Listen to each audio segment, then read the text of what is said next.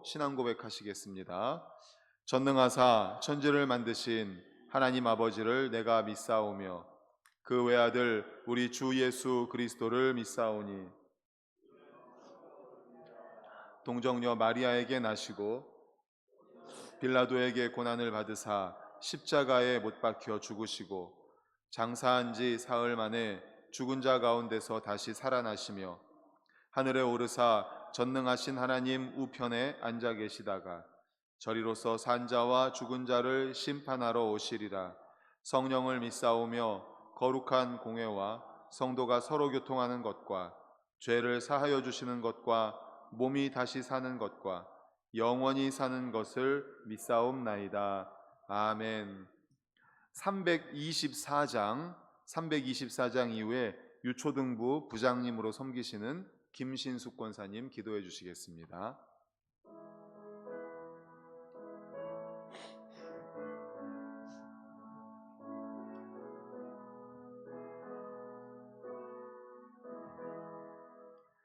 예수 나를 오라 하네, 예수 나를 오라 하네.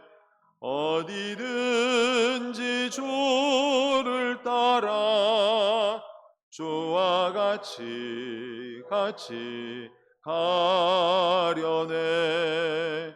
주의 인도하심 따라 주의 인도하심 따라 어디든지 주를 따라 주와 같이 가려네.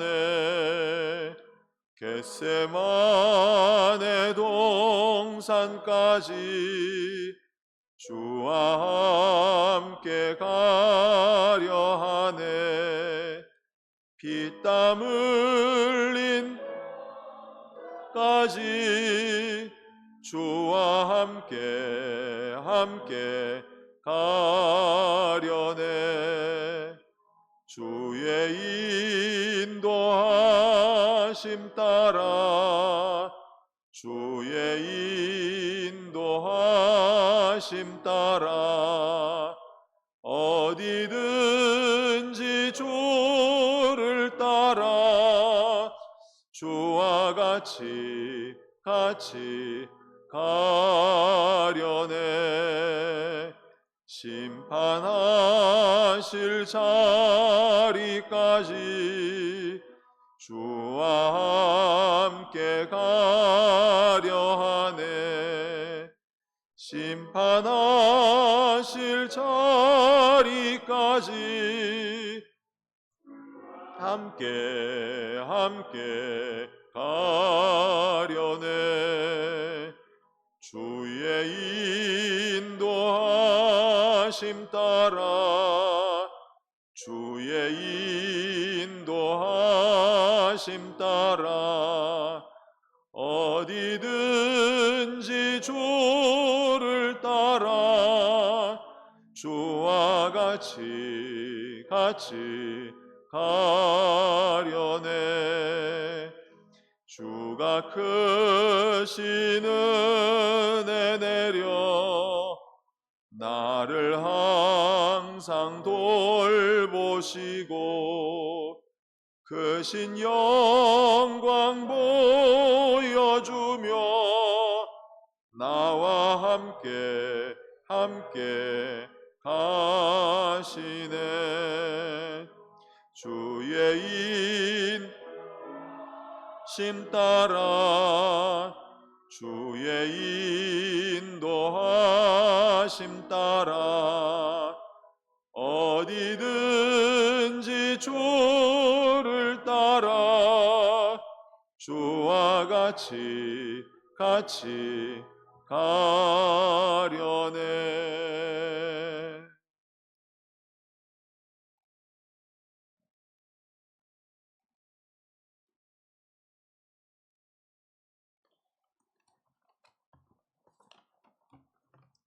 할렐루야. 사랑과 은혜의 하나님, 무더위 속에서도 우리 교회 학교 여름 사역을 위한 특별 새벽 기도회를 열게 해주심을 감사드립니다. 먼저 우리 교사들과 교육자님들 기도로 준비하게 하신 하나님의 은혜 감사드립니다. 주님, 우리 반석교회 교육자님들과 아버지 교사들에게 건강과 성령 충만한 은혜를 주시어서 주의 사랑으로 이 모든 사명을 잘 감당케 하옵소서. 주님, 유치부는 7월 7일과 14일 두 주에 걸쳐서 용기 있는 믿음의 사람이라는 주제하에 에스더와 모르드기를 통한 하나님의 사랑하심과 하나님의 은혜를 공부합니다. 우리 어린 친구들이지만 하나님을 알고 예수님을 알아가는 귀한 시간이 될 수 있도록 주님 도와주시옵소서. 청년부는 8월 3일부터 6일까지 3박 4일 동안 일본 단기 선교를 갑니다. 모든 일정 가운데 건강과 안전을 지켜주시옵소서. 우리 청년들의 새로운 비전과 함께 살아계신 주님을 만나는 귀한 시간이 되게 하옵소서. 주님, 우리 유초등부는 7월 20일과 21일 이틀 동안 하나님의 최고의 코치 예수님의 주제 아래 성경학교를 개최합니다. 주님, 베드로를 찾아오셔서 믿음을 회복시키시고 사명을 주신 그 사랑을 우리 유치부 어린이들도 최고의 코치이신 예수님을 인격적으로 만나는 귀한 시간이 되게 하옵소서. 주님, 성경학교 기간 동안 좋은 날씨를 허락하시고 특히 아이들의 안전을 지켜주시옵소서. 이번 성경학교를 통해 교회학교가 부흥하고 성장하기를 간절히 기도드립니다. 오늘도 말씀을 전하실 우리 목사님 영육간의 강건함을 주시고 성령 충만한 은혜를 주옵소서. 선포되는 귀한 말씀에 우리는 은혜 받게 하시고 교회를 위해서 또 교회 학교를 위해서 더욱더 기도하는 기도의 용사가 되게 하옵소서. 이 모든 말씀 예수님 이름 받들어 기도드립니다. 아멘.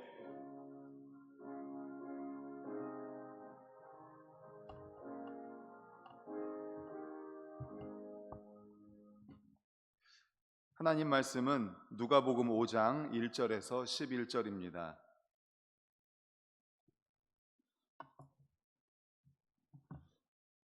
누가복음 5장 1절에서 11절입니다. 제가 가진 신약 성경은 96쪽입니다.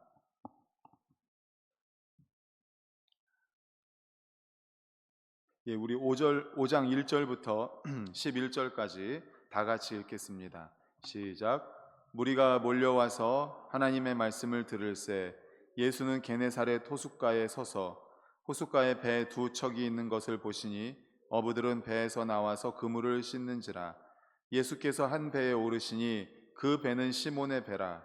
육지에서 조금 떼기를 청하시고 앉으사 배에서 무리를 가르치시더니 말씀을 마치시고 시몬에게 이르시되 깊은 데로 가서 그물을 내려 고기를 잡으라. 시몬이 대답하여 이르되 선생님, 우리들이 밤이 새도록 수고하였으되 잡은 것이 없지만은 말씀에 의지하여 내가 그물을 내리리이다 하고 그렇게 하니 고기를 잡은 것이 심이 많아 그물이 찢어지는지라. 이에 다른 배에 있는 동무들에게 손짓하여 와서 도와달라 하니 그들이 와서 두 배의 채움에 잠기게 되었더라. 시몬 베드로가 이를 보고 예수의 무릎 아래에 엎드려 이르되 주여 나를 떠나소서 나는 죄인이로소이다 하니 이는 자기 및 자기와 함께 있는 모든 사람이 고기 잡힌 것으로 말미암아 놀라고 세베대 아들로서 시몬의 동업자인 야고보와 요한도 놀랐음이라. 예수께서 시몬에게 이르시되 무서워하지 말라.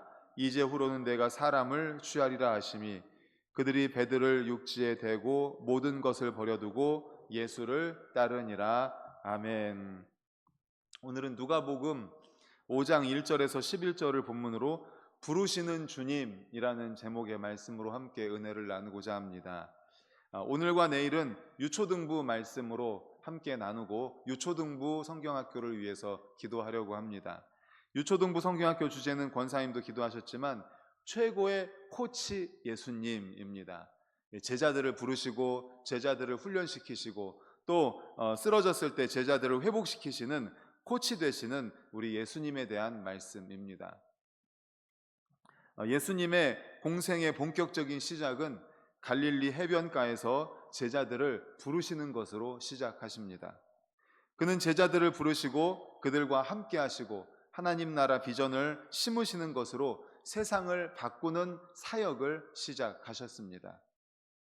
그는 제자 후보생들에게 나를 따라오라 라는 단순하고 직설적인 부르심으로 제자들과 함께하는 삶을 시작하십니다. 제자란 말은 배우는 자라는 뜻입니다.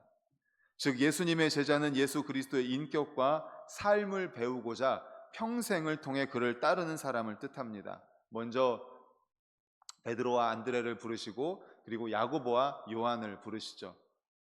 모든 만남은 아름답고 귀한 것이지만 갈릴리 어부와 예수님의 만남은 특별한 의미를 지닌 사건입니다.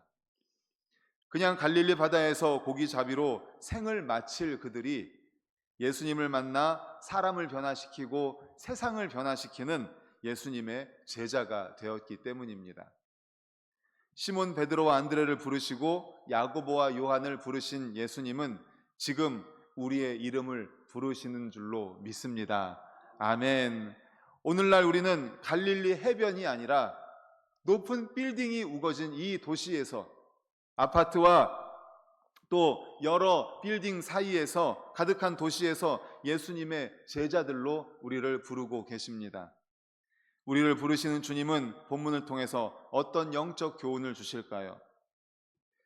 예수님은 겉으로 보이는 것을 보시는 것이 아니라 주어진 일에 충성하는 자를 제자로 부르신다는 것입니다.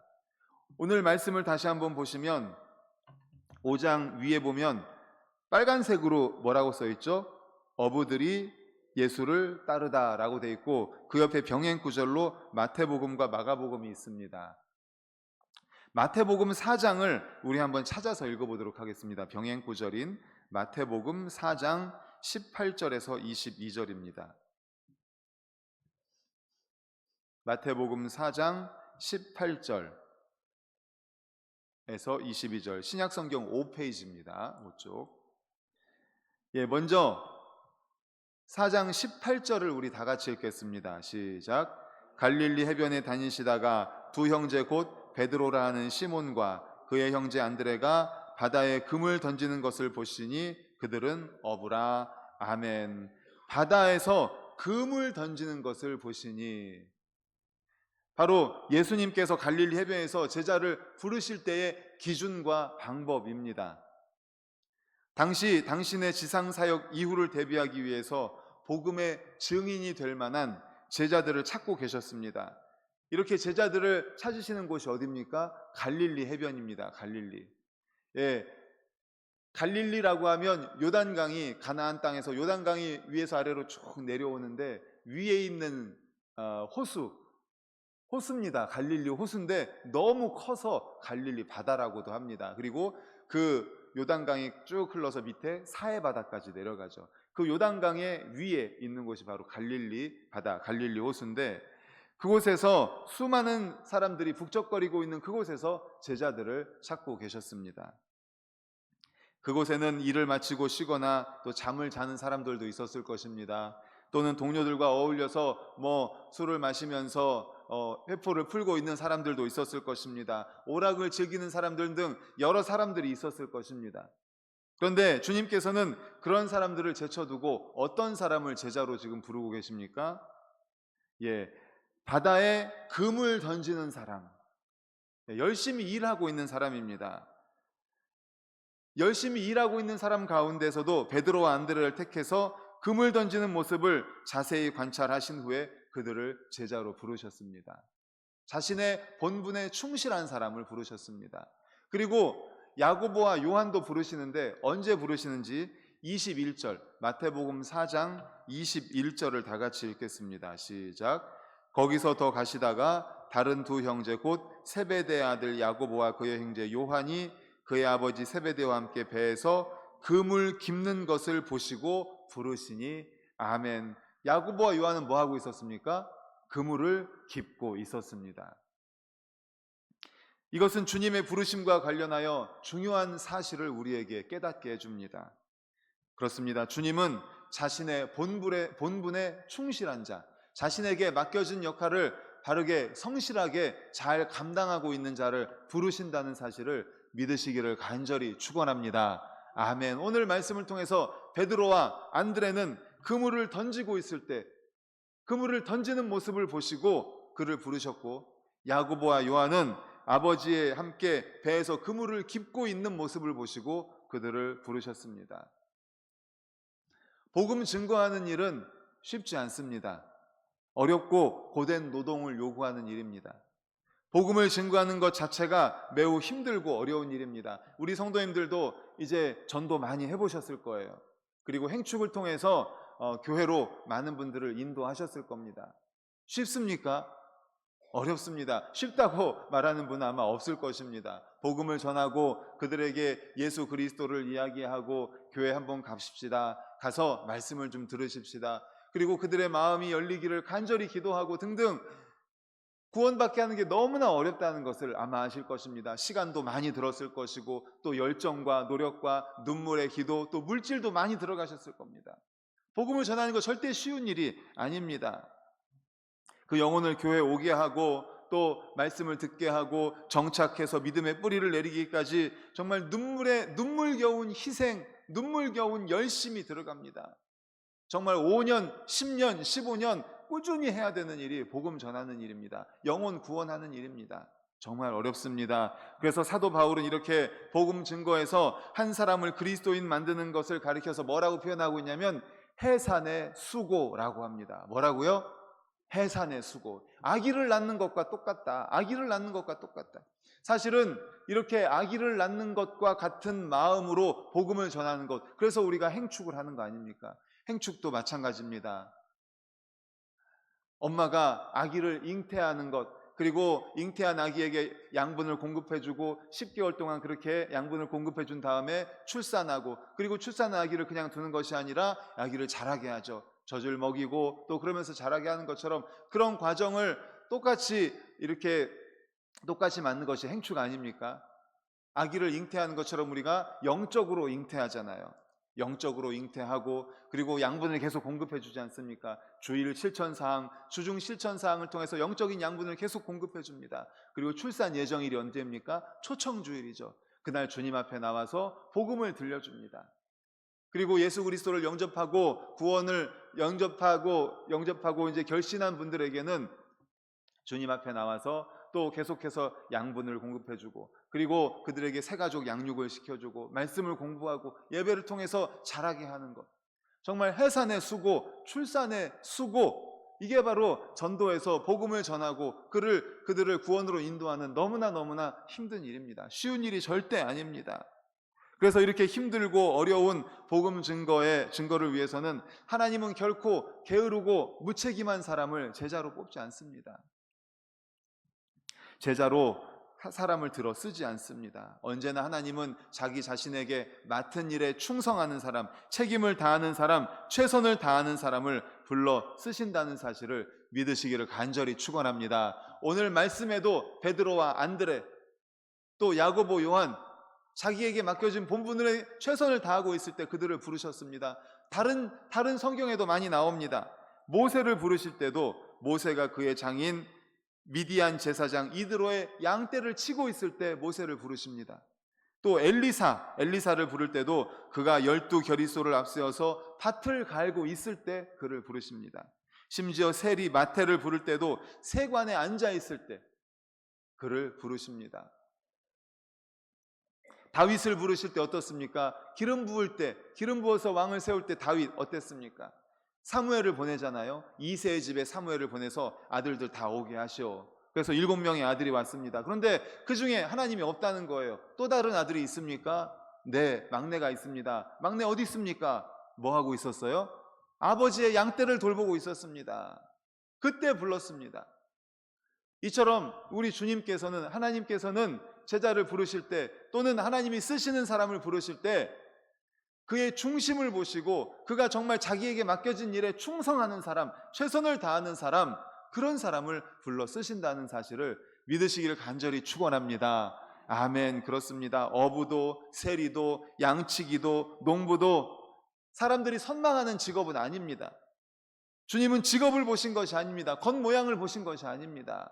성경 전체를 통해서 우리 하나님은, 우리 예수님은 어디를 보세요? 중심을 보십니다. 중심. 사람은 외모를 보거니와 내가 보는 것은 사람과 다르다. 나는 중심을 본다. 겉으로 보여지는 것을 보는 것이 아닙니다. 중심을 보십니다. 중심으로 자신에게 맡겨진 일에 충성하는 사람, 어부로서 그물을 던질 때, 그물을 던지기 위해서 그물을 깁고 있을 때, 또 자신에게 맡겨진 양떼를 돌보고 있을 때 주님께서는 그런 중심에 충성을 다하는 사람을 제자로 부르신다는 것입니다. 하나님 일에 쓰임받게 하십니다. 그리고 하나님의 역사를 경험하게 하십니다. 그렇습니다. 사랑하는 여러분, 이 사실을 분명히 기억하시면서 오늘 우리의 모습을 돌아보십시다. 현재 나에게 맡겨진 일에 최선을 다하고 있는가? 혹시 시시하다고 해서 또 소홀히 하고 있진 않은가? 겉으로 보일 때 화려하고 멋진 일, 겉으로 보일 때 다른 사람들이 박수 쳐줄 일, 칭송할 일만 쫓아다니고 있진 않은가? 시시해서 다른 사람들은 하고 싶어 하지 않는 일, 그런 일을 나도 또 소홀히 하고 있진 않은가? 그래서는 안 되겠죠. 우리에게 맡겨진 일이 어떤 일이든지, 하나님께서 무엇을 맡겨주셨든지 최선을 다할 때, 충성할 때 그 중심의 성실하심을 보고 하나님께서는 그 사람을 들어 쓰신다는 사실을 믿으시고 우리에게 맡겨진 일에 최선을 다하는 우리 모든 성도님들 되시기를 간절히 축원합니다. 아멘.